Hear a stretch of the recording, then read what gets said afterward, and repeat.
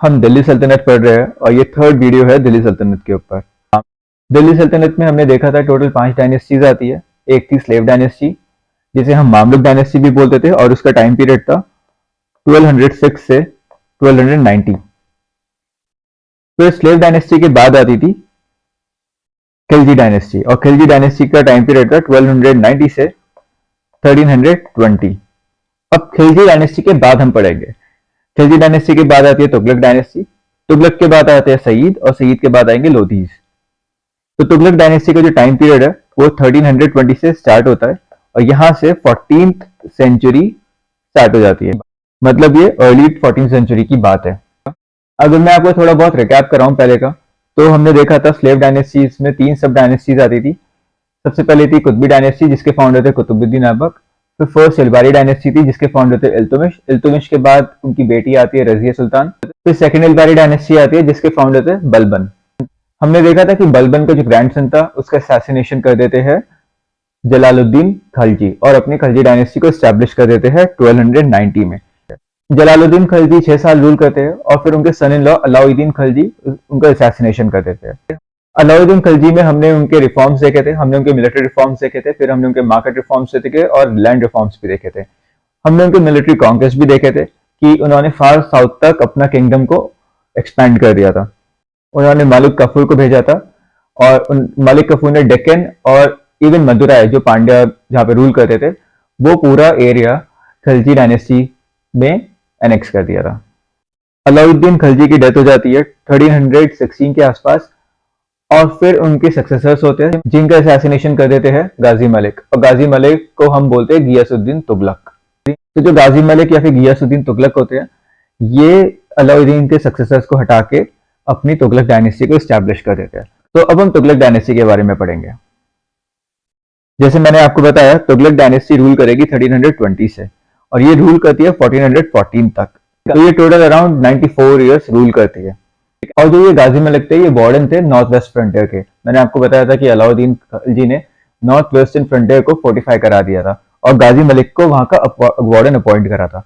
But बाद में यही गाजी मलिक अलाउद्दीन खलजी के सक्सेसर को मार के अपना तुगलक डायनेस्टी एस्टैब्लिश कर देते हैं। जब हम अलाउद्दीन खलजी के मिलिट्री कैंपेन देख रहे थे मैंने आपको बताया था अलाउद्दीन खलजी का एक कमांडर था मलिक कफिर और वो एक्सपेडिशन पे जाता है डेक्कन में और फार साउथ में।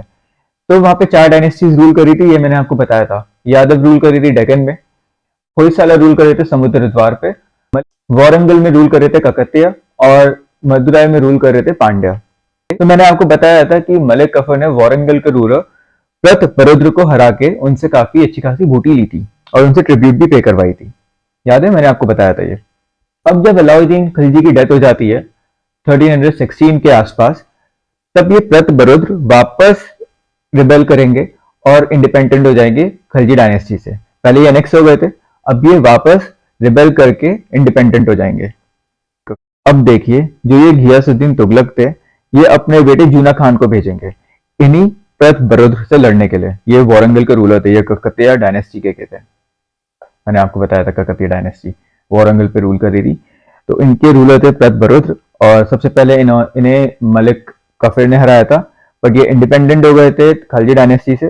पर फिर से घियासुद्दीन तुगलक अपने बेटे जूना खान को भेजेंगे और इन प्रतपरुद्र को फिर से हराएंगे, बट फिर से इनका किंगडम दिल्ली सल्तनत में एनेक्स हो जाएगा। सबसे पहले वो खलजी डायनेस्टी में हुआ था, पर इस बार घियासुद्दीन तुगलक अपने बेटे जूना खान को भेजेंगे इन्हें हराने के लिए। जूना खान इन्हें हराता है और वारंगल को दिल्ली सल्तनत में फिर से एनेक्स कर लेता है, इस बार तुगलक डायनेस्टी के अंडर में। इसके अलावा he led the foundation of Tughlakabad near Delhi. Delhi में तुगलकाबाद है, तो जो तुगलकाबाद है वो इन्होंने ही बनाया था। He led the foundation of the town Tughlakabad. Isami, Barani and Ibn Batuta were the contemporary writers in his court.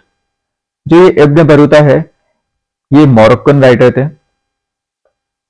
और ये ट्रैवलर भी थे, ये उस टाइम पे इंडिया ट्रैवल कर रहे थे। इसामी और बरानी इनके कोर्ट में थे। अब घियासुद्दीन तुगलक को उनके बेटे उलुग खान ही मार देते हैं और उलुग खान को बोलते थे हम मोहम्मद बिन तुगलक। तो घियासुद्दीन तुगलक का असैसिनेशन उनके बेटे उलुग खान करेंगे और जो उलुग खान था उसका नाम था मोहम्मद बिन तुगलक। तो ये था ओवरव्यू घियासुद्दीन तुगलक का, जिसे हम गाजी मलिक भी बोलते थे। ये फाउंडर थे तुगलक डायनेस्टी के। इन्होंने अपने बेटे जूना खान को भेजा था प्रतापरुद्र से लड़ने के लिए और वारंगल को इसमें तुगलक डायनेस्टी में एस्टैब्लिश कर दिया था।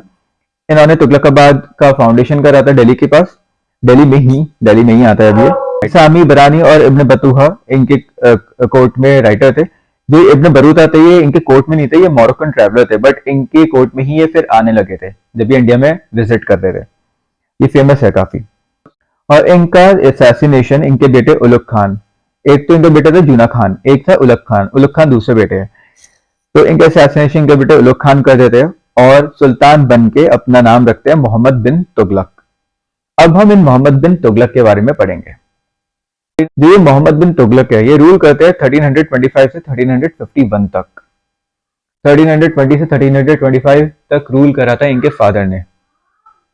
और 5 साल बाद ही मोहम्मद बिन तुगलक अब रूल करेंगे और ये रूल करते हैं अराउंड 26 ईयर्स। अब हिस्ट्री में इनका काफी रंगीला कैरेक्टर है। कुछ लोग इन्हें अच्छा बताते थे और कुछ लोग इन्हें बहुत ही ज्यादा खराब बताते थे। इन्हें बोलते थे मिक्सचर ऑफ अपोजिट ट्रेट। इन्हीं ही के कोर्ट के राइटर इन्हें उल्टा सीधा बोलते थे और कुछ अच्छा भी बताते थे। कुछ लोग कहते थे कि ये अपने टाइम से बहुत आगे का सोचते हैं। कुछ लोग इन्हें मैड किंग बोलते थे। तो इनका काफी इंटरेस्टिंग कैरेक्टर है हिस्ट्री में। किसी ने बोला है कि जब इनकी डेथ हो जाती है तो एक बंदे बोलते हैं Mohammad bin Tughlaq is now freed from his people and his people from Mohammad bin Tughlaq. तो इनका काफी इंटरेस्टिंग कैरेक्टर है हिस्ट्री में, हम देखेंगे कैसे। सबसे पहले ये फेमस है अपनी एम्बिशियस स्कीम्स के ऊपर और नोवेल एक्सपेरिमेंट्स के ऊपर। इनकी जो स्कीम्स है, इनके जो रिफॉर्म्स देखेंगे हम, वो काफी उल्टे सीधे हैं और ये छोटी छोटी चीजों पे एक्सपेरिमेंट करते थे और वो फेल हो जाते थे काफी। मैंने आपको बताया कि इन्हें मैड किंग भी बोला जाता था। कुछ लोग इनकी काफी रिस्पेक्ट करते थे और कुछ लोग इनसे काफी डरते थे। तो इनका जो कैरेक्टर है वो काफी मिक्स है। इनकी सबसे अच्छी बात यह थी कि ये रिलीजियस मैटर्स में बहुत ज्यादा टॉलरेंट थे। इनके लिए मुस्लिम भी बराबर थे, इनके लिए हिंदूज भी बराबर थे। ये भी कभी भी बायस नहीं रहते थे मुस्लिम्स के लिए। ऑल्दो ये खुद काफी अच्छे वाले मुस्लिम थे, मतलब काफी स्ट्रिक्ट मुस्लिम थे, बट फिर भी ये हिंदूज के साथ कुछ गलत नहीं करते थे। हिंदू और मुस्लिम्स को ये रूल करते थे, बट बिल्कुल इक्वली रूल करते थे और बायस नहीं रहते थे। इन्होंने डिप्लोमेटिक रिलेशन भी बना रखे थे दूर वाली कंट्रीज के साथ, जैसे इजिप्ट, चाइना एंड ईरान। इन तीनों कंट्रीज के साथ इनके डिप्लोमेटिक रिलेशन थे। इन तीनों कंट्री के साथ इन्होंने एम्बेसडर भी एक्सचेंज कर रखे थे। और मोहम्मद बिन तुगलक के बारे में एक और चीज, ये इकलौते दिल्ली सुल्तान थे जिन्होंने अपनी पूरी पढ़ाई करी थी लिटरेरी, रिलीजियस और फिलोसॉफिकल मैटर्स में। हमने देखा था कि अलाउद्दीन खिलजी बिल्कुल अनपढ़ थे। उनके पहले जितने भी लोग थे थोड़ी बहुत पढ़ रखा था उन्होंने, बट इतनी ज्यादा उन्होंने एजुकेशन नहीं ले रखी थी। बट जो मोहम्मद बिन तुगलक थे, he was the only Delhi sultan जिन्होंने literary, religious and philosophical education ले रखी थी। इनके आगे भी जितने दिल्ली सुल्तान आएंगे, हम देखेंगे लोधी डायनेस्टी और सईद डायनेस्टी, वो भी इतने पढ़े लिखे नहीं थे जितने ये थे। तो मैंने आपको बताया था, इन्हें बोलते थे कि he was ahead of his time. इनकी जो स्कीम्स थी वो भी सक्सेसफुल हो जाती अगर वो ये बाद में इंप्लीमेंट करते। ये 14th सेंचुरी थी उस टाइम पे, तो 14th सेंचुरी के हिसाब से वो स्कीम्स काफी एडवांस थी। 14th सेंचुरी के हिसाब से ये काफी एडवांस थे, इसलिए ही इन्हें बोला जाता था कि he was ahead of his time. अब इनकी जो एम्बिशियस स्कीम्स है और जो नोवेल एक्सपेरिमेंट्स थे वो हम डिटेल में पढ़ेंगे। सबसे पहले इन्होंने अपना कैपिटल ट्रांसफर करा था और ये बहुत बड़ी बेवकूफ़ी करी थी इन्होंने। ये देवगिरी डेक्कन में पड़ता है। देवगिरी को अपनी दूसरी कैपिटल बनाना चाहते थे। दिल्ली इनकी फर्स्ट कैपिटल थी और देवगिरी को दूसरी कैपिटल बनाना चाहते थे ताकि यहाँ से ये साउथ किंगडम्स को अच्छे से रूल कर पाए। मैंने लास्ट वीडियो में आपको बताया था, जब हम खिलजी डायनेस्टी देख रहे थे तो मैंने मिलिट्री कैंपेन्स बताए थे अलाउद्दीन खिलजी के। तो उसमें हमने देखा था कि अलाउद्दीन खिलजी ने अपना एरिया यहाँ तक एनेक्स कर दिया था। ये पूरा कुछ ऐसा था, ये पूरा खिलजी डायनेस्टी में आता था। तो वही चीज इन्हें मिली। तो मोहम्मद बिन तुगलक की जो ये एम्पायर था, ये इतना बड़ा था। ये पूरा मोहम्मद बिन तुगलक का एम्पायर था। तो ये अपनी कैपिटल इस देवगिरी पे करना चाहते थे ताकि जो ये साउथ वाले एरिया था इनका, वहां पे उसे वो सही से कंट्रोल कर पाए। So he wanted to make Devgiri his second capital so that he might be able to control South India better. आगे समझ में, इसलिए ये अपनी कैपिटल को देवगिरी करना चाहते थे। अगर क्वेश्चन आया कि ये देवगिरी को अपनी सेकंड कैपिटल क्यों करना चाहते थे, ताकि वो साउथ इंडिया को बेटर कंट्रोल कर सके। और 1327 में इन्होंने पूरी प्रिपरेशन कर ली थी कि जितने भी दिल्ली से सामान जाएगा और रॉयल हाउस होल्ड जाएंगे, उलेमास जाएंगे, उलेमास मतलब नोबल्स, और सूफीज भी, तो इनका सामान रॉयल हाउस होल्ड, उलेमास और सूफीज, इन्होंने पूरी प्रिपरेशन कर रखी थी कि दिल्ली से देवगिरी पे अब हम शिफ्ट हो जाएंगे। काफी लोगों ने अपोज करा, बट ये उन्हें मार के चुप करा देते थे। ये काफी सीवियर पनिशमेंट देते थे, जो भी इनके लिए रिवोल्ट करता था या फिर अगेंस्ट बोलता था, तो उसे काफी सीवियर पनिशमेंट देते थे। अब आप देखिए, दिल्ली यहाँ पे है, देवगिरी यहाँ पे है, ये काफी लंबा रास्ता था और उस टाइम पे ऐसा कोई ट्रांसपोर्ट था नहीं, रोड ट्रांसपोर्टेशन इतने अच्छे थे नहीं, तो इन लोगों को काफी डिफिकल्ट रास्ता तय करना था। काफी लोग इस बीच रास्ते में मर जाते हैं, बट फिर भी चलो ये देवगिरी आ जाए। देवगिरी का इन्होंने नाम रख दिया था दौलताबाद, तो आज का जो दौलताबाद है वो देवगिरी थी। बट 2 साल बाद इन्हें लगा कि नहीं, दिल्ली ज्यादा बेटर थी, और इन्होंने वापस सबसे बोला कि चलो वापस दिल्ली चलो। तो पहले ये इन्होंने जिद करी देवगिरी जाने की, अपनी दूसरी कैपिटल बनाने की देवगिरी को। इन्होंने रॉयल हाउस होल्ड को, सुफीज को, उलेमास को, सबको बोला कि तुम दिल्ली चलो। काफी लोगों ने अपोज करा, बट ये किसी की सुनते नहीं थे, ये सिर्फ अपनी मानते थे, और जो ज्यादा अपोज करता था तो ये उन्हें चुप करा देते थे। चलो ठीक है, किसी तरीके से ये देवगिरी आ गए। वहां पे इन्होंने अपनी दूसरी कैपिटल बनाई, उसका नाम रखा दौलताबाद। बट 2 साल बाद अब इन्हें लगा कि नहीं, दिल्ली ज्यादा बेटर थी, और अब ये सबसे कहेंगे चलो वापस दिल्ली चलो। After 2 years, sultan abandon Daulatabad and asked them to return to Delhi.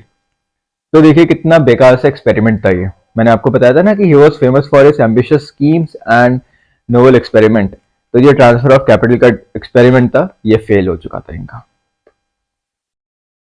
इनका दूसरा एक्सपेरिमेंट था टोकन करेंसी का। अब मैं आपको थोड़ा बैकग्राउंड इंफॉर्मेशन देता हूं। 14th सेंचुरी में पूरे वर्ल्ड में सिल्वर कॉइन्स की काफी कमी हो गई थी। हम देखेंगे कि 14th सेंचुरी से पहले अब जितने भी लोगों की करेंसी थी वो सिल्वर कॉइन्स में थी, और सिल्वर की कमी होने की वजह से अब धीरे धीरे कुछ किंगडम्स अपनी करेंसी चेंज करेंगे। जैसे चाइना में कुबलाई खान ने पेपर करेंसी इशू कर दी थी, तो उसी तरह तुगलक भी कॉपर कॉइन्स इंट्रोड्यूस करेंगे at par with the value of silver tanka coins. Tanka coins silver के होते थे, हमने देखा था। तो ये रहेंगे तांका कॉइन्स, ये सिल्वर के थे, और ये इनके कॉपर कॉइन्स। तो जो वेट इसमें था 175 ग्राम के आसपास का होता था ये। तो जो वेट इसमें था वो ही वेट इसमें था, बट ये सिल्वर का था, ये कॉपर का था। अब हुआ क्या, जो गोल्ड स्मिथ थे, कॉपर तो इजीली अवेलेबल था, कहीं पे भी मिल जाता था। गोल्ड स्मिथ ने इन कॉइन्स को फोर्ज करना स्टार्ट कर दिया, नकली बनाना स्टार्ट कर दिया, और इतना ज्यादा लार्ज स्केल पे इन्होंने उसकी प्रोडक्शन कर दी कि जो ये नकली वाले कॉइन्स थे ये मार्केट में एक्सेप्ट होने बंद हो गए। इतने ज्यादा प्रोडक्शन हो गई थी, इतने ज्यादा कॉइन्स मार्केट में आ गए थे कि सड़क पर पड़े रहते थे, कोई उठाता भी नहीं था। तो कॉइन्स की वैल्यू बिल्कुल गिर गई थी। जब ये सब सुल्तान को पता चला तो उन्होंने एकदम कॉपर कॉइन्स की सर्कुलेशन बंद कर दी, और सबसे वादा भी करा, ठीक है, मैं आपके पास जितने भी कॉपर कॉइन्स हैं वो मेरे पास लाओ, और मैं आपको सिल्वर कॉइन्स दूंगा उसके बदले में। He promise to exchange copper coins with the silver coins. और इसकी वजह से क्या हुआ, इनकी पूरी जो रॉयल ट्रेजरी थी वो खाली हो गई। जितना भी इनके पास सिल्वर था वो सारा चला गया। तो सबसे पहले इन्होंने सिल्वर कॉइन की सर्कुलेशन बंद कर दी। अब जिन लोगों के पास सिल्वर कॉइन था वो तो वापस नहीं करेंगे, वो तो उन्होंने रख लिया होगा। अब जब गोल्ड्समिथ कॉपर कॉइन फोर्ज करने लगे थे तो इतनी ज्यादा प्रोडक्शन हो गई थी कि कॉपर की वैल्यू गिर गई थी, उन कॉइन्स की वैल्यू गिर गई थी, सड़कों पे पड़े रहते थे। फिर जब सुल्तान को पता चला, उन्होंने बोला कि ठीक है, मैं कॉपर कॉइन की सर्कुलेशन बंद कर दूंगा, तुम्हारे पास जो भी कॉपर कॉइन है मेरे पास लाओ, मैं आपको सिल्वर दूंगा उसकी जगह। और इसकी वजह से हम देखेंगे कि इनकी जो पूरी रॉयल ट्रेजरी थी खाली हो चुकी थी। ये बात है 1329 से 1320 तक की। तो जो ये वाला एक्सपेरिमेंट था इनका टोकन करेंसी का, ये भी fail. Transfer of capital fail, token currency fail. अब देखिए, रॉयल ट्रेजरी तो खाली हो गई, और जो टैक्स आ रहा था वो काफी कम था क्योंकि खर्चे भी होते थे, तो ये कुछ सेविंग्स कर नहीं पा रहे थे। तो इन्होंने सोचा कि मैं टैक्स ज्यादा बढ़ा दूं। तो अब देखिए ये क्या करते हैं।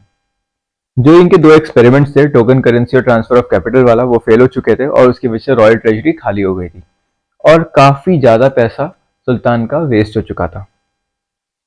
तो इन दो एक्सपेरिमेंट्स पे जो पैसा खर्च हुआ उसे ओवरकम करने के लिए या फिर फाइनेंशियल डिफिकल्टीज को ओवरकम करने के लिए इन्होंने फार्मर्स पे लैंड रेवेन्यू बढ़ा दिया।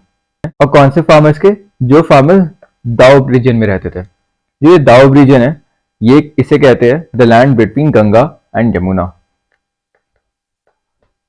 तो जो गंगा रिवर और यमुना रिवर के बीच का जो लैंड है उसे दाऊब कहते हैं। ठीक है, याद रखिएगा ये। So in order to overcome financial difficulties, he raised the land revenue on the farmers of Daur. अब क्या ये बात फार्मर्स को पसंद आएगी? बिल्कुल नहीं।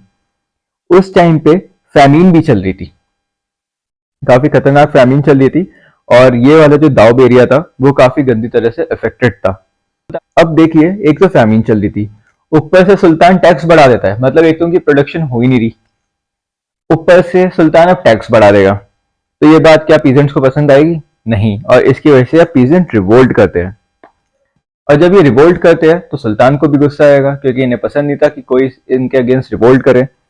तो he took harsh measures to punish them and the revolt was crushed.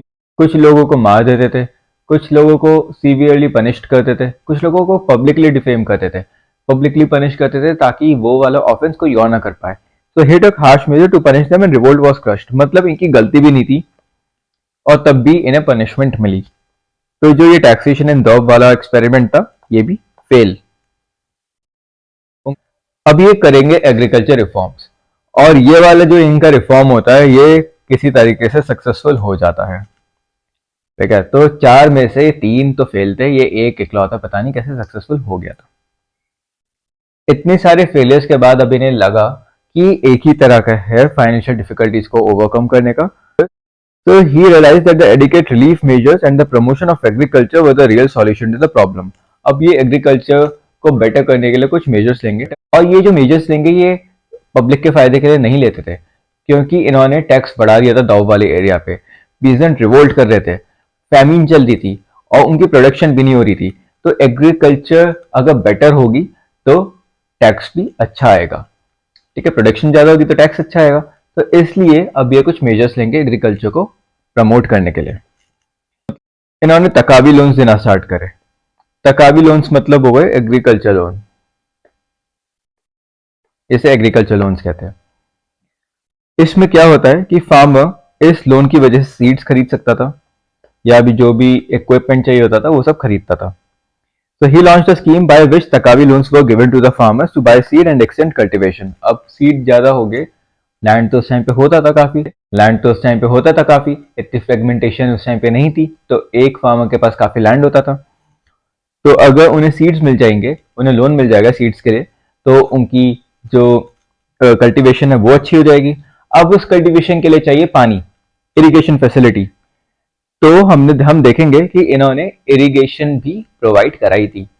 ये एक मॉडल फार्म भी बनाएंगे जो 64 स्क्वायर माइल्स के एरिया में क्रिएट होता है और उसमें जो पूरी सेंट्रल गवर्नमेंट है वो 70 लाख तनख्वाह स्पेंड करती है। तनख्वाह मतलब सिल्वर कॉइन। तो 70 लाख सिल्वर कॉइन स्पेंड करती है और वो मॉडल फार्म होता है 64 स्क्वायर माइल्स के ऊपर। मैंने आपको बताया था ना, he was ahead of his time. आजकल हमारी सेंट्रल गवर्नमेंट कोई एक मॉडल दे देती है और उस पर फिर स्टेट गवर्नमेंट काम करती है। ये चीज आज 21st सेंचुरी में हो रही है, बट ये 14th सेंचुरी में कर चुके थे। ठीक है, एक मॉडल फार्म बनाया था और उसी के बेसिस पे फार्मर को सारा सब कुछ अपना प्रिपेयर करना था। सीड उसी तरीके से लगाने थे, उसी तरीके से उन्हें इरिगेशन फैसिलिटीज देनी थी। तो ये सब उन्होंने मॉडल फार्म के थ्रू बताया था। इन्होंने एक एग्रीकल्चर के ऊपर डिपार्टमेंट भी बनाया था, दीवानी कोही। तो दीवानी कोही एक सेपरेट डिपार्टमेंट बना दिया था ताकि एग्रीकल्चर की अच्छी प्रोडक्शन हो और एग्रीकल्चर एक्सटेंड हो जाए। एग्रीकल्चर अच्छा होगा तो टैक्स अच्छा होगा, प्रोडक्शन अच्छी होगी, प्रोडक्शन अच्छा होगा तो टैक्स अच्छा होगा। तो ये थे उनके एग्रीकल्चर रिफॉर्म। अब यही सिस्टम इनका बेटा फिरोज आगे कंटिन्यू रखेगा, हम देखेंगे बाद में। अब आप देखिए, इन्होंने जितने ये रिफॉर्म्स लाए थे, 3 तो बेकार ही थे ना। ट्रांसफर करवाई इन्होंने कैपिटल की, उसमें बहुत पैसा खर्च हुआ। दूसरा, ये कुछ मिलिट्री कैंपेन करते नहीं थे। ठीक है, ये कोई किंगडम को एनेक्स करते नहीं थे। फिर इन्होंने टोकन करेंसी इशू करवाई पूरे इंडिया में। अब कितना ज्यादा नुकसान होगा, प्रोविंसेस का भी नुकसान हुआ होगा। ये थोड़ी ना कि जहाँ पे कैपिटल थी दिल्ली में सिर्फ वहां पे टोकन करेंसी इशू हुई, जो जो प्रोविंसेस इनके किंगडम में आती थी हर जगह टोकन करेंसी इशू हुई थी। तो उस प्रोविंसेस के जो गवर्नर थे उन्हें भी काफी नुकसान हुआ होगा, वहां पे भी वो जो कॉपर कॉइन्स थे वो फौज हुए होंगे। तो रॉयल ट्रेजरी तो खाली हो गई थी सेंट्रल गवर्नमेंट की, बट साथ साथ प्रोविंस गवर्नमेंट की भी रॉयल ट्रेजरी खाली हो गई थी। इसके बाद इन्होंने बोल दिया था कि दो वाले एरिया में टैक्स लगाओ, ठीक है। तो उसकी वजह से रिवोल्ट हुए थे पीजेंट्स के, तो उसे क्रश करा, वहां पे पैसे लगे। तो ये सब चीजें देखते हुए जो प्रोविंसेस थी, प्रोविंसेस के गवर्नर रिबेल करना स्टार्ट करा। तो इनके जो रेन का लास्ट पार्ट था, लेटर पार्ट था बिल्कुल, उस वाले पार्ट में हम देखेंगे कि बहुत सारे रिवोल्ट हुए। सबसे पहला रिवोल्ट करेंगे हसन शाह। हसन शाह गवर्नर थे मदुराई वाले एरिया के। मैंने आपको बताया था अलाउद्दीन खालजी के टाइम पे मलिक काफिर जो अलाउद्दीन के कमांडर थे वो मदुराई गए थे और वहां पे उन्होंने पांड्या को हरा दिया था। पांड्या के जो रूलर थे वो भाग गए थे, तो वहां पे हसन शाह को गवर्नर बना दिया गया था। अब ये हसन शाह रिवोल्ट करेंगे, रिबेल करेंगे और अपना मदुराई सल्तनत इस्टेब्लिश कर लेंगे। नीचे जो पांड्या वाला एरिया था, पांड्या से वो सबसे पहले खालजी डायनेस्टी में आएगा। अब खालजी डायनेस्टी से वो आएगा तुगलक डायनेस्टी में, दिल्ली सल्तनत का पार्ट था। और दिल्ली सल्तनत के बाद अब वो अपना खुद का एक मदुराई सल्तनत इस्टेब्लिश हो जाएगा, ठीक है। ये हसन शाह करेंगे। फिर 1336 में विजयनगर किंगडम भी स्टैब्लिश हो जाएगा। विजयनगर भी इनके किंगडम में, इनके दिल्ली सल्तनत में एक छोटा सा किंगडम था, वो भी इंडिपेंडेंट हो जाएंगे। 1347 में भामिनी किंगडम भी स्टैब्लिश हो जाएगा। तो मदुराई सल्तनत बनी, विजयनगर किंगडम बना, भामिनी किंगडम बना। इसके साथ मुल्तान, सिंध और अवध के गवर्नर भी रिवोल्ट करने लगेंगे, ठीक है। तो ये नॉर्थ वेस्टर्न वाला एरिया भी इनके हाथ से गया। और गुजरात में तागी, वो भी इनके अगेंस्ट खड़ा हो जाता है और यहां पे वो बना देंगे मुजफ्फरिद डायनेस्टी। तो क्या क्या रिबेल हुआ इनके अगेंस्ट? सबसे पहले हसन शाह ने करा था और अपना मदुराई सल्तनत स्टैब्लिश कर दिया था इंडिपेंडेंट होके। फिर 1336 में विजयनगर किंगडम इंडिपेंडेंट हुआ। 1347 में भामिनी किंगडम स्टैब्लिश हो गया। फिर जो मुल्तान के, सिंध के और अवध के गवर्नर थे वो भी इनके अगेंस्ट खड़े हो गए और अपने आप को इंडिपेंडेंट कर दिया। और गुजरात के गवर्नर थे तागी, ये गवर्नर थे, ये भी इनके अगेंस्ट खड़े होते, रिवोल्ट करते और अपना मुजफ्फरिद डायनेस्टी स्टैब्लिश कर देते हैं। बरानी, बरानी इनकी कोर्ट में थे और ये मुस्लिम पॉलिटिकल थिंकर थे इनके टाइम के। इनका पूरा नाम था जियाउद्दीन बरानी। बरानी बोलते हैं कि वो द मिक्सचर ऑफ अपोजिट्स, तो काफी अतरंगी इंसान है कि मैंने आपको बताया लोग इन्हें मैट किंग बोलते थे। तो बरानी बोलते हैं he was a mixture of opposites. इसका मतलब ये हुआ कि वो इन्हें बिल्कुल एविल भी नहीं बता रहे, बट ये इन्हें अच्छा भी नहीं बता रहे, ये कहीं बीच के ही है। कभी कभी ये कुछ ऐसा काम करते हैं जो बहुत अच्छा होता है, जैसे हमने देखा था कि इन्होंने एग्रीकल्चर रिफॉर्म्स करे, बट इनके जो बाकी आइडियाज थे वो बिल्कुल फेल हो चुके थे, उसकी वजह से लोगों को प्रॉब्लम होती थी। कभी कभी ये जेनरस हो जाते थे, कभी कभी ये बिल्कुल खतरनाक से बन जाते थे, लोगों को मारने लगते थे। तो he was a mad king. इनके पूरे दिल्ली सल्तनत में ये इंडिपेंडेंट किंगडम्स बनते जा रहे थे, जिसकी वजह से इन्हें काफी मेंटल प्रॉब्लम होने लगी थी और ये बीमार पड़ गए थे। 1351 में इनकी डेथ हो जाती है। और बदौनी, ये बदौनी हिस्टोरियन थे।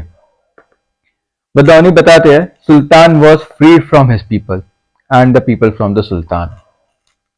तो सुल्तान अपने जनता से मुक्त हो गए और इनकी जनता सुल्तान से मुक्त हो गई, ये बताते हैं बदौनी। तो ये आपको ये दो चीजें याद रखनी है। बरानी बताते हैं he was a mixture of opposites. बरानी कौन थे? एक पॉलिटिकल थिंकर थे, मुस्लिम पॉलिटिकल थिंकर। और बदौनी बताते हैं that the sultan was freed from his people and the people from the sultan. And Badauni कौन थे? ये हिस्टोरियन थे।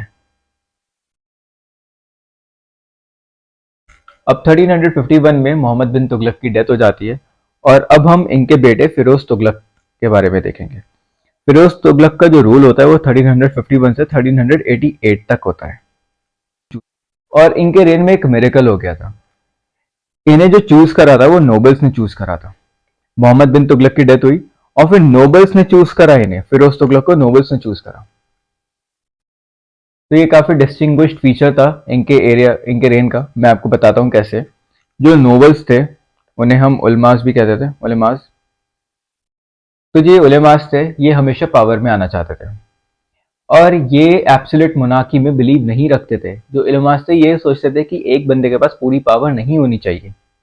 तो ये उलमास हमेशा से ही थ्रोन को कैप्चर करना चाहते थे, पावर को कैप्चर करना चाहते थे। और जो ये उलमास होते थे ये अपनी ही किसी फैमिली के मेंबर को सुल्तान बनाना चाहते थे, हमेशा से ही। बट ऐसा पहली बार हुआ था कि फिरोज तुगलक, जो एक सुल्तान का ही बेटा था, फिरोज तुगलक को इन्होंने सुल्तान बना दिया। So he was chosen by the nobles after the death of Mohammad bin Tughlaq. तो आपको याद रखना है फिरोज तुगलक एक ऐसा सुल्तान था जिसे चूज करा था उलेमाज ने या फिर नोबल्स ने। फिरोज तुगलक अपॉइंट करते हैं खानी जहान मकबल को। ये कौन थे? ये एक तेलुगु ब्राह्मण थे जो मुस्लिम में कन्वर्ट हो गए थे और इनके वजीर बन गए थे। वजीर प्राइम मिनिस्टर टाइप होते थे। अब मैंने आपको बताया मोहम्मद बिन तुगलक के टाइम पे अलग अलग किंगडम्स इस्टेब्लिश हुए। विजयनगर एम्पायर इस्टेब्लिश हुआ, बामिनी किंगडम इस्टेब्लिश हुआ, मुल्तान सिंध और अवध के गवर्नर ने भी रिवोल्ट कर दिया था। गुजरात में भी एक अलग मुजाफिद एम्पायर इस्टेब्लिश हो गया था। मदुराई सल्तनत इस्टेब्लिश हो गई थी मदुराई में। तो दिल्ली सल्तनत में जो प्रोविंसेस थी वो इंडिपेंडेंट होती जा रही थी, तो इनका किंगडम काफी छोटा हो चुका था। तो इनकी जो पॉलिसी थी, इन्होंने बोला कि डेक्कन के और साउथ इंडिया के जो किंगडम्स थे उन्हें तो छोड़ो, पहले जो ये नॉर्थ इंडिया वाले किंगडम्स है मैं इन्हें देखूंगा। So he tried to safeguard his authority over north India instead of reasserting his authority over the Deccan and south India. इन्होंने बोला जो साउथ इंडिया और डेक्कन में किंगडम्स है वो इंडिपेंडेंट हो रहे हैं, उन्हें होने दो। सबसे पहले मैं अपना होल्ड नॉर्थ इंडिया के किंगडम्स पे रखूंगा, कहीं पता चले कि साउथ इंडिया पे भी कंट्रोल कर रहा हूँ मैं, नॉर्थ इंडिया पे भी कंट्रोल कर रहा हूँ, मेरे हाथ पे कुछ ना लगे, तो कुछ ना कुछ से कुछ बेटर है। तो इन्होंने नॉर्थ इंडियन किंगडम्स पे अपनी अथॉरिटी को स्टैब्लिश करने की कोशिश करी थी। सबसे पहले ये इन्होंने बंगाल में एक्सपीडिशन करी यहाँ पे, but it was not successful. ये फेल हो गई थी बंगाल वाली एक्सपीडिशन। उसके बाद ये उड़ीसा गए थे। उड़ीसा को उस टाइम पे जजनगर बोलते थे, ठीक है, ये मॉडर्न उड़ीसा है जजनगर। ये उड़ीसा गए, जजनगर गए, वहां पे इन्होंने कैंपेन करा और वहां से वो काफी अच्छे मोटे खासे पैसे के साथ आए थे जो इन्होंने मंदिरों से लूटा था। अब मैं आपको इनके बारे में एक बात बताता हूँ। He is not religious tolerant. जो इनके फादर थे वो मुस्लिम और हिंदू को बराबर रखते थे, so he was not biased. But जो फिरोज तुगलक थे ये एडवाइस लेते थे उलेमास की, और उलेमास हमेशा मुस्लिम रिलीजन को प्रेफर करता था। Ulemas were always biased. इनके लिए हिंदू सेकंड ग्रेड सिटीजन थे, तो फिरोज तुगलक उनकी ही बात मानता था। तो फिरोज तुगलक रिलीजियस टॉलरेंट बिल्कुल भी नहीं था। और ये बात हमें यहाँ से पता चलती है कि जो इन्होंने जजनगर में कैंपेन करा था वहां से इन्होंने मंदिरों को लूटा था, मंदिरों को डिस्ट्रॉय करा था, मंदिरों को लूटा था, वहां से बहुत अच्छे खासे मोटे पैसे से वापस दिल्ली आए थे। तो बंगाल में इन्होंने मार्च करा, वो फेल हो गया। फिर बंगाल के पास जो जजनगर में करा था यहाँ पे, ये सक्सेसफुल था। जो ये मैप है ये इनके फादर का मैप है, ये इनका मैप नहीं है, मुझे इनके मैप मिला नहीं था ऑनलाइन। बंगाल और जजनगर के बाद गए नागरकोट। नागरकोट यहाँ पे पड़ता है नेपाल वाले एरिया में। ये नागरकोट यहाँ पे था कहीं। ये नागरकोट गए और ये वाला जो इनका एक्सपीडिशन था वो सक्सेसफुल रहा। वहां के रूलर से इन्होंने काफी अच्छा पैसा लिया। और सबसे इंपॉर्टेंट चीज वहां की, वहां पे एक ज्वालामुखी टेम्पल है। It is a very famous temple. तो फिरोज तुगलक ने इस ज्वालामुखी टेम्पल से 1300 संस्कृत मैन्युस्क्रिप्ट्स ली और उसे पर्शियन लैंग्वेज में ट्रांसलेट करवाया। तो आपको ये पॉइंट याद रखना है कि ज्वालामुखी टेम्पल जो नागरकोट नेपाल में पड़ता था, ये फिरोज शाह तुगलक वहां पे गए, वहां के रूलर को हराया, वहां से उनसे काफ़ी अच्छी ट्रिब्यूट ली। फिर इस ज्वालामुखी टेम्पल में जाके 1300 मैन्युस्क्रिप्ट्स को कलेक्ट करा और उन्हें पर्शियन लैंग्वेज में ट्रांसलेट करवाया। फिर उसके बाद ये सिंध रीजन में थट्टा पड़ता है, थट्टा पे गए और वहां पे भी एक रेबेलियन हो रही थी, उसे भी क्रश कर दिया। तो आप देखिए फिरोज तुगलक ने ये सिंध वाला एरिया वापस एनेक्स कर लिया था, ठीक है। ये बिहार वाला तो था ही, यहाँ पे रिवोल्ट नहीं हुआ था। और ये नेपाल वाला भी नॉर्थ इंडिया में एनेक्स कर दिया था। तो इन्होंने काफी अच्छा खासा रीजन कर दिया था। ये उड़ीसा वाला भी इनके पास था, बंगाल वाला फेल हो गया था और डेक्कन में ये घुसे ही नहीं थे, ठीक है। इनकी ये पॉलिसी थी कि पहले नॉर्थ इंडिया वाले एरिया को ये वापस लेंगे, बाद में देखेंगे डेक्कन वाले या साउथ इंडिया वाले को। बट ये इन्होंने डेक्कन और साउथ इंडिया में कुछ करा ही नहीं था। अब हम इनके एडमिनिस्ट्रेटिव रिफॉर्म्स देखते हैं। सबसे पहले मैंने आपको बताया था कि ये उलेमास की काफ़ी अच्छी एडवाइस लेते थे अपनी एडमिनिस्ट्रेशन को रन करने के लिए। जो इनके फादर थे वो अपनी मर्जी से काम करते थे, बट मैंने आपको बताया कि इनका एक डिस्टिंक्टिव फीचर था कि जब ये सुल्तान बने थे तो जो नॉमिनेशन हुआ था वो उलेमास ने करवाया था। उलेमास मतलब नोबल्स। तो उलेमास ने ही इन्हें सुल्तान बनाया था, उसके लिए नॉमिनेट करा था, वरना आमतौर पे उलेमास अपनी ही फैमिली में से किसी को खड़ा कर देते थे। बट ऐसा पहली बार हुआ था कि उलेमास ने कि सुल्तान के बेटे को ही सुल्तान बनाया, और इसलिए ही ये उलेमास की एडवाइस को स्ट्रिक्टली फॉलो करते थे अपने एडमिनिस्ट्रेशन को रन करने के लिए। अब मैं आपको आगे बताऊंगा कि सारे किंग नोबल्स को प्लीज क्यों करते थे। इसका एक रीजन है, बट ये मैं आपको नेक्स्ट चैप्टर में बताऊंगा जब हम पढ़ेंगे इंडिया अंडर दिल्ली सल्तनत। उसमें ये वाला टॉपिक मैं आपको बिल्कुल डिटेल में पढ़ाऊंगा। बट अभी के लिए आपने देखा होगा कि हर कोई नोबल्स को प्लीज करता था। जितने भी सुल्तान थे, चाहे वो अलाउद्दीन खिलजी हो, चाहे वो इल्तुतमिश हो, कोई भी हो, चाहे बलबन हो, हर कोई नोबल्स को प्लीज करने की कोशिश करता था। तो इन्होंने नोबल्स को प्लीज करने के लिए नोबल्स की प्रॉपर्टी पे हेरिडेटरी सक्सेशन का वादा कर दिया था, और इसकी वजह से जो एकता सिस्टम था वो रिवाइव भी हो गया था और हेरिडेटरी भी बन गया था।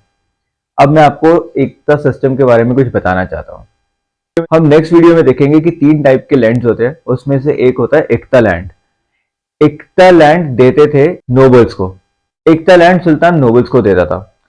नोबल्स को सैलरी नहीं दी जाती थी, उन्हें कोई कैश नहीं दी जाता था, उसकी जगह उन्हें एक लैंड दे दिया जाता था जहां से वो रेवेन्यू कलेक्ट कर सकते थे। अब उस लैंड पे एक विलेज होगा, वहां पे एग्रीकल्चर हो रहा होगा या फिर वहां पे कोई भी और प्रोफेशन हो रहा होगा, तो नोबल्स अब वहां से रेवेन्यू कलेक्ट कर सकते थे और उन्हें वो रेवेन्यू सुल्तान को नहीं देना होता था। मतलब वो रेवेन्यू रॉयल ट्रेजरी में नहीं जाता था, उसके लिए दूसरे टाइप का लैंड होता था। जो एकता लैंड से रेवेन्यू आता था, जो नोबल्स कलेक्ट करते थे, वो उनके पास ही रहता था। तो उन्हें सैलरी नहीं मिलती थी नोबल्स को, उन्हें लैंड मिलता था और वहां से वो रेवेन्यू कलेक्ट कर सकते थे। इसे कहते थे एकता सिस्टम। तो ये एकता सिस्टम अलाउद्दीन खिलजी के पहले था। अलाउद्दीन खिलजी ने इस एकता सिस्टम को खत्म कर दिया था। मैंने आपको बताया था कि अलाउद्दीन खिलजी ने 4 रिफॉर्म्स लिए थे। उसे पता था कि नोबल्स की जनरल प्रॉस्पेरिटी रेबल का एक बहुत बड़ा रीजन है। मैंने आपको बताया था ना, 4 रीजन उससे लगे थे। एक तो नोबल की प्रॉस्पेरिटी, फिर इंटर मैरिज बिटवीन नोबल्स, फिर ड्रिंकिंग वो करते थे। तो उसने नोबल्स की प्रॉस्पेरिटी ना हो तो एकता सिस्टम को खत्म कर दिया था। तो अब नोबल्स के पास वो लैंड नहीं जाता था, एकता लैंड नोबल्स को नहीं दिया जाता था, और उस लैंड से वो टैक्स भी कलेक्ट नहीं कर सकते थे। बट फिरोज तुगलक ने ये एकता सिस्टम को वापस रिवाइव करा, और उन्होंने रिवाइव तो करा ही, इस पोजीशन को एकता सिस्टम को हेरिडेटरी बना दिया। अब मतलब नोबल के जो आगे वाले सक्सेशन हो गए, उनके पास ही वो लैंड जाया करेगा। मतलब पूरे उस एकता लैंड को हेरिडेटरी बना दिया, एकता सिस्टम को हेरिडेटरी बना दिया। तो समझ में आ गया एकता सिस्टम क्या होता है। उसे हेरिडेटरी बना दिया था फिरोज तुगलक ने, और इसे बैन करा था अलाउद्दीन खिलजी ने। क्यों बैन करा था? ताकि नोबल्स की जनरल प्रॉस्पेरिटी को ना हो। पर फिरोज तुगलक ने इसे रिवाइव करा और हेरिडेटरी बना दिया। फिरोज तुगलक जो टैक्स लेते थे, जो टैक्स लिवाई करते थे, वो इस्लामिक लॉ के अकॉर्डिंग करते थे। So he levied taxes as per the Islamic law. Jizya impose होता था नॉन मुस्लिम्स पे। जिजिया एक टैक्स होता है, और ये नॉन मुस्लिम्स देते हैं क्योंकि वो जमीज कहलाते हैं। जमीज का मतलब होता है प्रोटेक्टेड पीपल। तो ये मुस्लिम रूलर्स हिंदू से जमीज के नाम पे जिजिया लेते थे, और उनसे बोलते थे कि अगर आप ये जमीज नहीं दोगे तो आपको, आपकी लाइफ को खतरा रहेगा।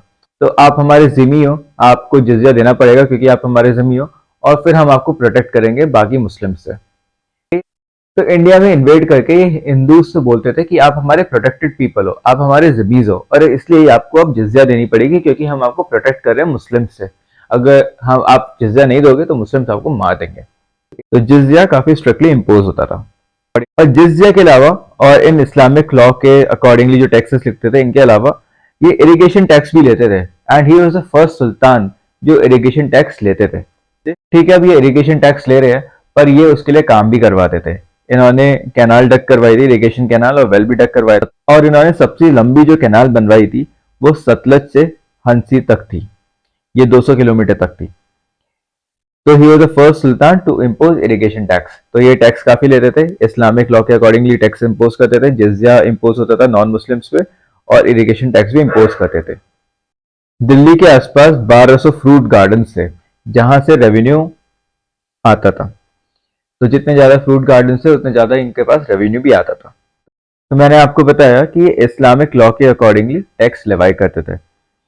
अगर कोई चीज इस्लामिक लॉ में नहीं होती थी तो ये उस पर टैक्स नहीं लेते थे। तो इनके जो प्रेडिसेसर थे उन्होंने कुछ 28 आइटम्स रख रखे थे जिन पे वो टैक्स लेते थे। तो फिरोज तुगलक ने उन 28 आइटम पे टैक्स लगाना बैन कर दिया था, उसे अबॉलिश कर दिया था, क्योंकि वो इस्लामिक लॉ के अगेंस्ट थे। अब वो 28 आइटम क्या है वो इतना इंपॉर्टेंट नहीं है, बस आपको ये पता होना चाहिए कि the special tax on 28 items was abolished by him since they were against Islamic law. वो इस्लामिक लॉ के अगेंस्ट थे, इसलिए उन्होंने, फिरोज तुगलक ने उन आइटम्स पर टैक्स अबॉलिश कर दिया था। इन्होंने रॉयल फैक्ट्रीज भी बनाई थी जिसे कारखानास बोलते थे, और उसमें थाउजेंड्स ऑफ स्लेव्स काम करते थे। तो ये इनके एडमिनिस्ट्रेटिव रिफॉर्म्स थे। उलेमास की ये एडवाइस लेते थे अपनी एडमिनिस्ट्रेशन को रन करने के लिए। नोबल्स को प्लीज करने के लिए इन्होंने हेरिडेटरी सक्सेशन कर ली थी इक्ता सिस्टम में। इक्ता सिस्टम मैंने आपको बता दिया था कि इक्ता लैंड नोबल को देते थे, और वहां से जो भी रेवेन्यू कलेक्ट होता था वो नोबल लगता था, उन्हें सैलरी नहीं मिलती थी, बस वो रेवेन्यू से खुश हो जाते थे। इस चीज को इन्होंने रिवाइव करा और हेरिडेटरी बना दिया। खत्म किसने करा था? अलाउद्दीन खिलजी ने करा था। ये इस्लामिक लॉ के अकॉर्डिंगली टैक्स लगाते थे। 28 आइटम इस्लामिक लॉ के अगेंस्ट थे तो उन्होंने अबॉलिश कर दिए थे। उसके अलावा ये जिज्या भी इम्पोज करते थे। जिज्या नॉन मुस्लिम्स पे लगता था, क्योंकि जो नॉन मुस्लिम्स थे वो इन मुस्लिम रूलर्स के जिम्मी होते थे। जिम्मी का मतलब होता था प्रोटेक्टेड पीपल, तो ये उन्होंने प्रोटेक्ट करते थे मुस्लिम से ही। और ये इरिगेशन टैक्स भी लगाते थे। इन्होंने काफी इरिगेशन कैनाल और वेल बनाए थे। सबसे लंबी 200 किलोमीटर तक थी, सतलज से हंसी तक। उसके अलावा इन्होंने 1200 फ्रूट गार्डन भी खड़े करे थे जिसकी वजह से ज्यादा रेवेन्यू आती थी। और इन्होंने रॉयल फैक्ट्रीज बनाई थी जिसे कारखानास कहते थे, उसमें थाउजेंड ऑफ स्लेव्स काम करते थे। उसके अलावा इन्होंने 300 के अराउंड टाउन भी बनाए, जिसमें से सबसे फेमस है फिरोजाबाद, जिसे आज हम बोलते हैं फिरोज शाह कोटला। ये बिल्कुल दिल्ली में पड़ता है। दिल्ली में ये आईपी एक्सटेंशन के पास पड़ता है, इंद्रप्रस्थ एक्सटेंशन के पास फिरोज शाह कोटला। वहां पे स्टेडियम भी है, आपने सुना होगा फिरोज शाह स्टेडियम, फिरोज शाह कोटला स्टेडियम। ऐसा मानते हैं कि इस फिरोज शाह कोटला जहाँ पे ये है, यहाँ पे जिन्स आते हैं। मैं भी गया हूँ, काफी खंडर सी जगह है। तो 300 टाउन बिल्ड करे और फिरोजाबाद कहलाया एक को, जो सबसे फेमस था, ये रेड फोर्ट के पास है और आज वो फिरोज शाह कोटला कहलाया जाता है। इन्होंने कुतुब मीनार को भी रिपेयर करवाया। इन्होंने एक ऑफिस बनाया दीवानी खैरियत, और वो इसलिए बनाया गया था ताकि जो ऑफेंस होते थे, जो अनाथ बच्चे होते थे या फिर जो विडोज होती थी, वो वहां पे दीवानी खैरियत में जाके अपनी प्रॉब्लम बताए, और तो दीवानी खैरियत उनकी कोई मदद करता था। दीवानी खैरियत के अलावा इन्होंने फ्री हॉस्पिटल्स भी बनाए और मैरिज ब्यूरोज भी बनाए जो पुअर मुस्लिम वुमेन की हेल्प करते थे। ये बरानी और रफीफ जैसे स्कॉलर्स को पैट्रोनाइज करते थे। ये रिलीजियस इंटॉलरेंट थे। ये टॉलरेंट नहीं है, इंटॉलरेंट है।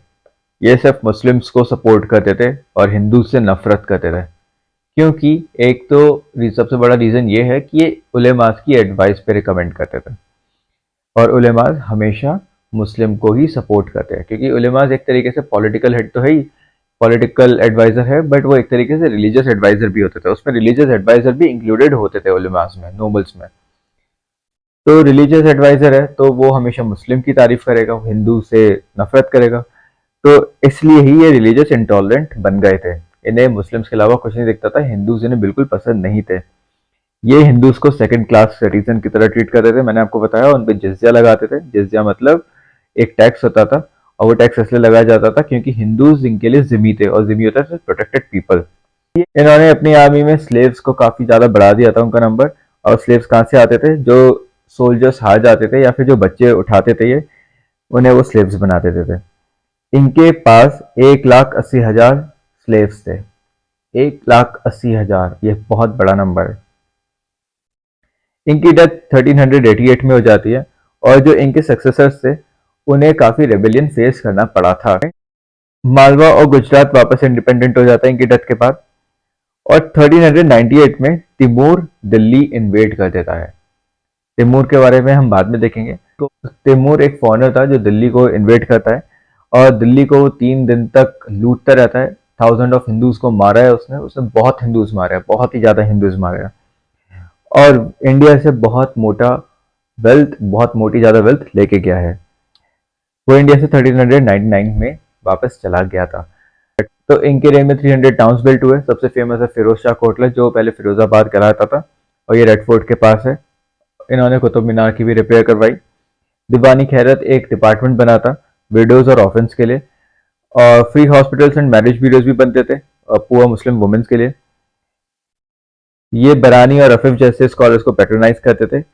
ये उलेमा की रिकमेंडेशन पे वर्क करते थे, इसलिए ये स्टार्टिंग से ही रिलीजियस इंटॉलरेंट बन गए। मतलब इन्हें सिर्फ मुस्लिम दिखता था, इन्हें कोई और नहीं दिखता था। ये हिंदूज को सेकंड क्लास सिटीजन की तरह ट्रीट करते थे। जो भी था इनके लिए वो मुस्लिम था और हिंदूज पे जिज्या भी लगाते थे। जिज्या का मतलब टैक्स होता था जो जमीज पे लगता था। जमीज का मतलब प्रोटेक्टेड पीपल। इनके रेन के एंड में मालवा और गुजरात भी इंडिपेंडेंट हो जाते हैं फिर से और 1398 में तैमूर इंडिया में इन्वेड कर देता है और वो दिल्ली आता है। 3 दिन तक वो लूटता है, थाउजेंड ऑफ हिंदूज को मारता है और फिर वो सब कुछ लूट के 1399 में वापस चला जाता है। अब जब तैमूर वापस जाता है तो वो अपना गवर्नर इंडिया की प्रोविंसेस के लिए छोड़ के जाता है। जब तैमूर वापस जा रहा होता है तो मुल्तान कैप्चर कर लेता है और मुल्तान पे गवर्नर बैठा के जाता है किजर खान। ये किजर खान क्या करते हैं, ये दिल्ली कैप्चर कर देते हैं और सैयद डायनेस्टी की एस्टैब्लिशमेंट करते हैं 1414 में। तो जो सैयद डायनेस्टी का टाइम पीरियड है वो है 1414 से 1451 तक। ये काफी कम टाइम रूल करते हैं पूरी डायनेस्टी और ये इतनी इंपॉर्टेंट भी नहीं है, इसमें कुछ याद करने के लिए नहीं है, कुछ एग्जाम पॉइंट ऑफ व्यू के लिए। फिर भी मैं बस आपको थोड़ा बहुत बताना चाहता हूँ जनरल नॉलेज के लिए। तो जब तैमूर इंडिया से वापस जा रहे थे, वापस जाते हुए उन्होंने मुल्तान को कैप्चर करा था और मुल्तान में अपना गवर्नर बैठा दिया था Khizr Khan. He was the governor of Multan. फिर इन किजर खान ने दिल्ली को इन्वेड करा और अपनी सईद डायनेस्टी इस्टेब्लिश कर दी 1414 में। इन्होंने दिल्ली को काफी कंसोलिडेट करने की कोशिश करी थी बट वो फेल हो गई थी। इनकी डेथ 1421 में होती है और फिर इनका बेटा सुल्तान बनता है जिसका नाम होता है मुबारक शाह। तो मुबारक शाह को सक्सीड करता है मोहम्मद शाह जो हमेशा बिजी रहते थे अपने कॉन्स्पिरेटर से लड़ने के लिए। अब देखिए कि सईद थे, ये काफी इनका जो रेन पीरियड है वो काफी प्रॉब्लम से भरा हुआ था। इन्हें स्टार्टिंग से ही उन नोबल्स के साथ प्रॉब्लम थी और उन नोबल्स को मेजोरिटी जीतने के लिए वो कुछ ना कुछ करते रहते थे बट नोबल्स तब भी नहीं मानते थे। और जब ये बिजी रहते थे तो इनका धीरे धीरे कंट्रोल अपने नोबल्स से हटता गया क्योंकि ये नोबल्स को टाइम नहीं देते थे, तो ये बिजी हो गए थे बिल्कुल। तो नोबल्स से इनका ध्यान हटता रहा और एक नोबल थे बहलुल खान लोधी, वो डोमिनेट करने लगे सब कुछ। So Muhammad Shah, who succeeded Mubarak, was always busy against conspirators and gradually lost control over his nobles. फिर बहलुल खान लोधी वो डोमिनेट करने लगते हैं सब कुछ। मोहम्मद शाह की डेथ हो जाती है 1445 में और उनके बेटे आलम शाह रूल करते हैं। पर जो ये बहलुल खान लोधी होते हैं ये आलम शाह से बोलते हैं कि पूरा एम्पायर मेरे हाथ में कर दो वरना मैं तुम्हें मार दूंगा। तो आलम शाह काफी वीक रूलर थे, सबसे ज्यादा वीक रूलर सही डायनेस्टी के यही थे। तो इन्होंने आराम से अपना थ्रोन बहलुल लोधी को दे दिया और बदौन में रिटायर हो गए। तो ये थे सईद के बारे में। सईद ने रूल करा था 1414 में और 1451 तक रूल करा था। मैंने आपको बताया था कि तैमूर आया था और तैमूर जब इंडिया से जा रहा था तो उसने अपना गवर्नर मुल्तान में बिठा दिया था और फिर वहीं से सईद डायनेस्टी स्टैब्लिश हो जाती है। खिजर खान सबसे पहले दिल्ली कैप्चर करते हैं और वहां पे वो सईद डायनेस्टी स्टैब्लिश करते हैं। उन्होंने दिल्ली को कंसोलिडेट करने की कोशिश करी बट वो फेल हो गई। 1421 में खिजर खान का बेटा मुबारक शाह राजा बनता है बट मुबारक शाह की जल्दी डेथ हो जाती है और उनका बेटा मोहम्मद शाह के सुल्तान बनता है। बट मोहम्मद शाह हमेशा बिजी रहते थे अपने कॉन्स्पिरेटर्स से के अगेंस्ट कुछ काम करने के लिए और वो वहां पे बिजी हुए और यहाँ पे उनका कंट्रोल हट गया अपने नोबल से। ग्रेजुअली धीरे धीरे उनका कंट्रोल अपने नोबल से हटता गया। इसी बात का फायदा उठाया बहलुल खान लोधी ने जो हर चीज डोमिनेट करने लगा। मोहम्मद शाह की फिर डेथ हो जाती है 1445 में और उनका बेटा आलम शाह सब कुछ रूल करने लगा। बट ये जो आलम शाह थे ये सही डायनेस्टी के सबसे वीकेस्ट रूलर थे और बहलुल लोधी ने बोला कि मुझे अपना किंगडम दे दो वरना मैं तुम्हें मार दूंगा। और ये आलम शाह इतने ज्यादा डर गए कि ये बदाऊं चले गए, वहां पे रिटायर हो गए और अपना थ्रोन बहलुल लोधी को दे दिया। और यहाँ से फिर स्टार्ट हो जाती है लोधी डायनेस्टी। तो 1451 से अब आती है लोधी डायनेस्टी का रूल। तो मैंने आपको बताया Bahlul Khan was the founder of the Lodi dynasty. अब आगे बढ़ने से पहले मैं आपको एक और चीज बताना चाहता हूँ। सबसे पहले आए थे अरब, जो मोहम्मद कासिम थे, जो जिन्होंने कांग्रेस करा था अरब का, जिन्होंने मुल्तान और सिंध वाला एरिया कैप्चर करा था, वो थे अरब। तो आए थे महमूद अल गजनी, वो भी थे अरब। फिर मोहम्मद घोरी, ये भी थे अरब। बट जो दिल्ली सल्तनत के रूलर थे वो थे टर्क्स। और जो लोधी है ये थे Afghan. So Bahlul Khan was the first Afghan ruler, और वरना जो इसके जितने भी प्रेडिसेसर थे वो टर्क्स थे। But Lodhi were the first Afghan ruler. So it is a very important point, very very important point. कि बहलूल Khan was the first Afghan ruler while his all predecessors were Turks. बाकी सब टर्क्स थे और ये इकलौता अफगान था। इनकी डेथ हो जाती है काफी जल्दी 1489 में, और फिर इनका बेटा सिकंदर लोधी सुल्तान बनता है। अब हम इस सिकंदर लोधी के बारे में थोड़ा बहुत पढ़ते हैं। ये रूल करता है 1489 से 1517 तक, और इसने पूरा बिहार अपने कंट्रोल में ले लिया था। काफी राजपूत रहते थे वहां पे और सबको हरा दिया था इसने, सिकंदर लोधी ने। तो इसने बंगाल पे भी अटैक करा और वहां के रूलर के साथ फोर्स करा कि मेरे साथ ट्रीटी करो और मुझे थोड़ा बहुत पैसा दो, ट्रिब्यूट पे करो। तो जो लोधी का किंगडम था वो पंजाब से बिहार तक का था। बंगाल पे अटैक करा और जीत भी गए, बट बंगाल को एनेक्स नहीं करा था, वहां के रूलर से बस पैसे मांगे थे। अब इनकी एडमिनिस्ट्रेशन देखते हो थोड़ा।